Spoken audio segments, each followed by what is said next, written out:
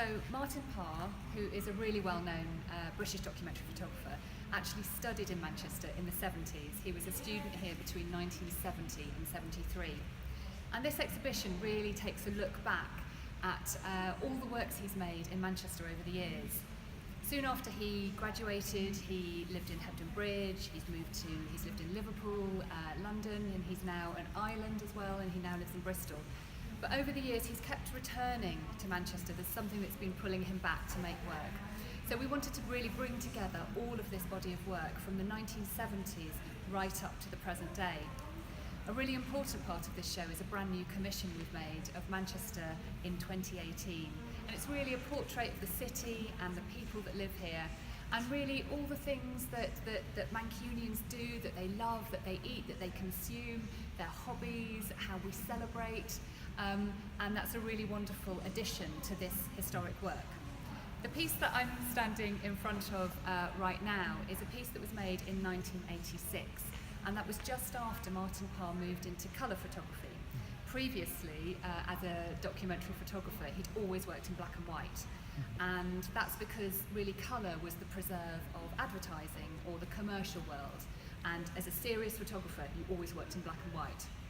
However, in the early 80s, he started to move into colour, and the work behind me is the first piece of work in our exhibition that's in, or the first series of work that's in colour.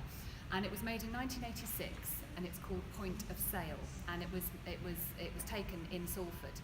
And the project was really looking at shopping and the difference between the local neighbourhood shops, the barbers, the hairdressers, the dress shops, the butchers, the places where the shopkeepers would know their customers, they'd know their names. Looking at those kind of shops in comparison then to the rise of the big supermarkets, you know, these huge big warehouses, excuse me, full of food, which obviously now are sort of second nature, we all shop in supermarkets, but it was really looking at that sort of contrast between those two different types of shopping. And this was a series that was commissioned by the Documentary Photography Archive, which sadly no longer exists, but they commissioned artists to make works. And Martin entered a competition, he won it, and then he came up with this idea to do this project. And part of that commission was he was asked to keep a diary. So in this diary he wrote down all the people he met, how he went about making this piece. He went into shops, he arranged to go back, you know, he explained who he was, how he wanted to take pictures, and then they'd make an arrangement, oh, we'll come back next Thursday. And so you get some really interesting insights, not only into his process and his thoughts about Salford, shopping, the people he was meeting, but also you get this kind of amazing sort of social history.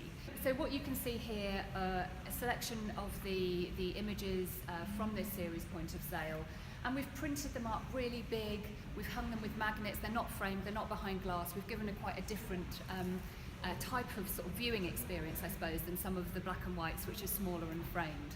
And people just love this, because people that are my age and older, you know, can remember life being like this. And I think it's quite interesting now, you know, in terms of young people today, looking back and going, really?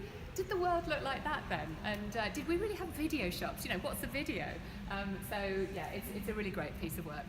And what do you think is the importance of art like this in 2018? What you can get from this exhibition is what Manchester and Salford looked like 45 years ago, all the way through to what it looks like today. And there are huge differences. I think, you know, 45 years ago Manchester was very economically depressed. It doesn't look like the European city it is now. But at the same time, there is a continuity. You know, Mancunians have spirit, swagger, passions, and I think that is the thing that connects all of this.